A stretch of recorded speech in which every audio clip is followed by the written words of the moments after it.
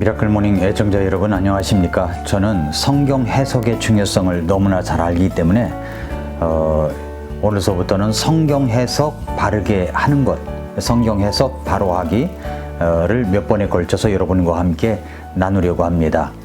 오늘은 성경 해석 바르게 하는 것의 중요성이라는 제목입니다.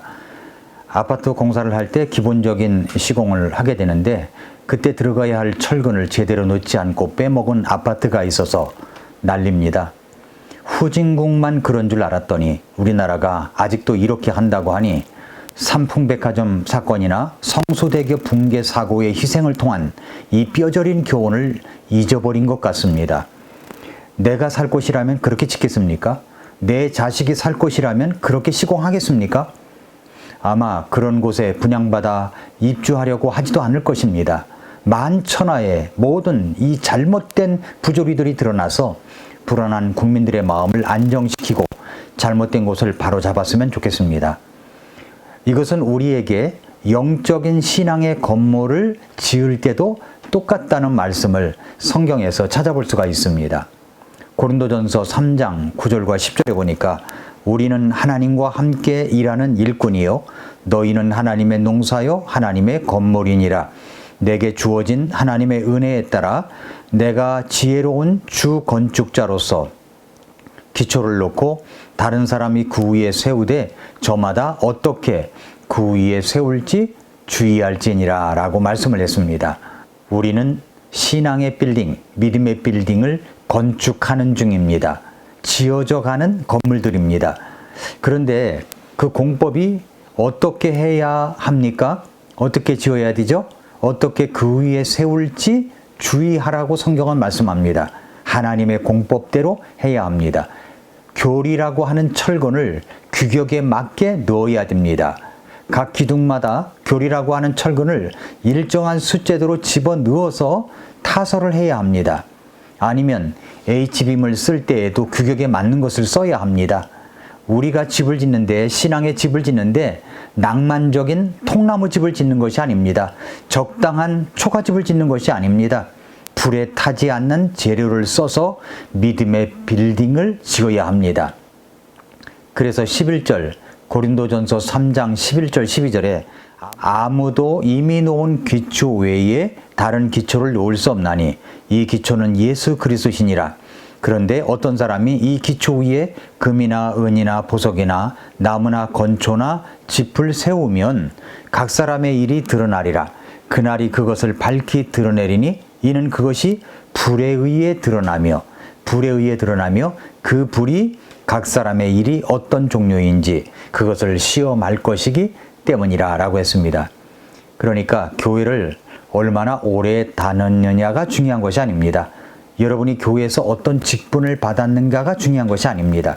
믿음을 시작한 지 얼마 되지 않았더라도 주님께서 말씀하신 정확한 구원 아래 분명한 구원의 확신을 갖고 바른 교리의 말씀을 듣고 적용함으로써 신앙의 견고한 집을 세워가야 하는 것입니다.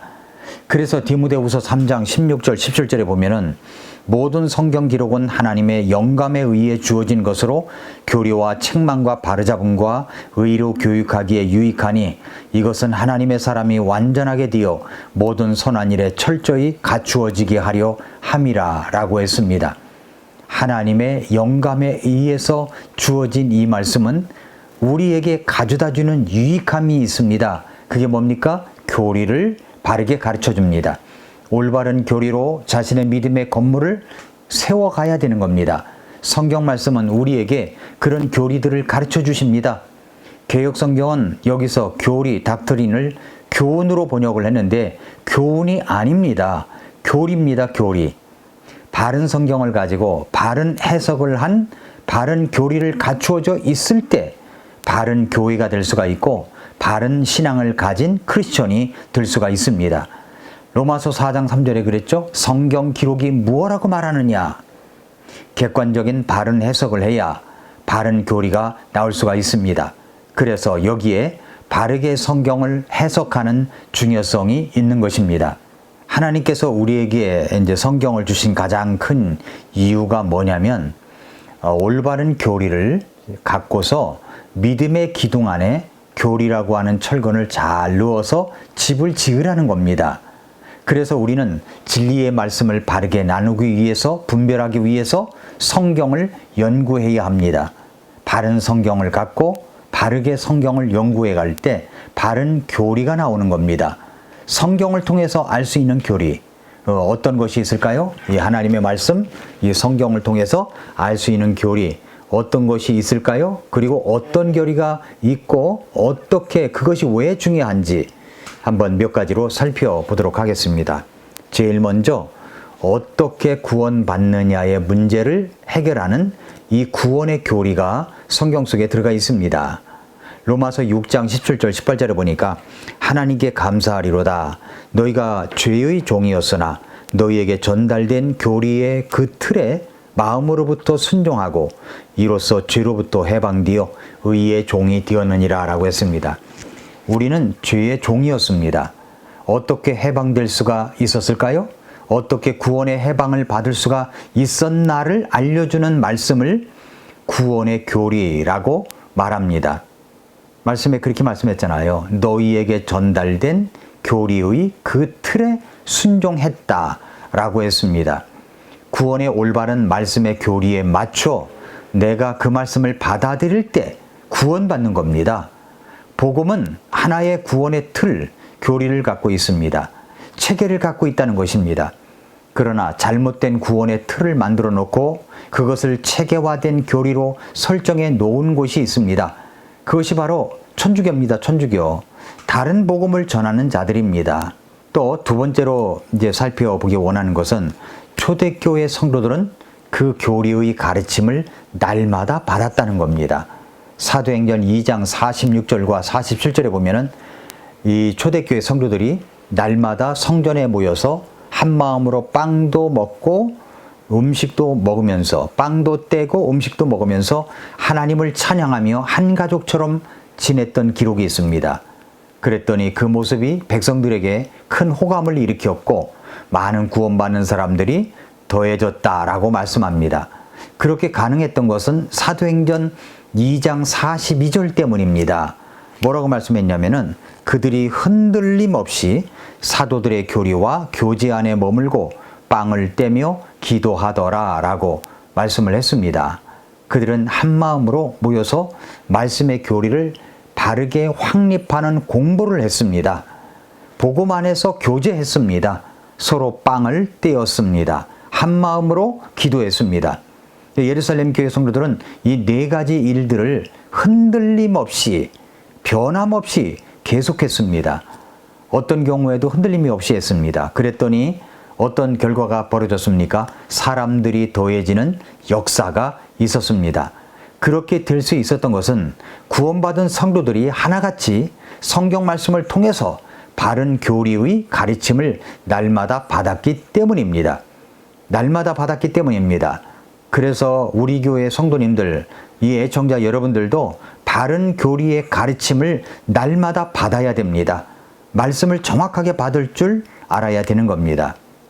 세 번째, 이제 생각해 보기 원하는 것은 같은 교리의 가르침을 받고 교리가 같아야 하나가 될 수가 있습니다.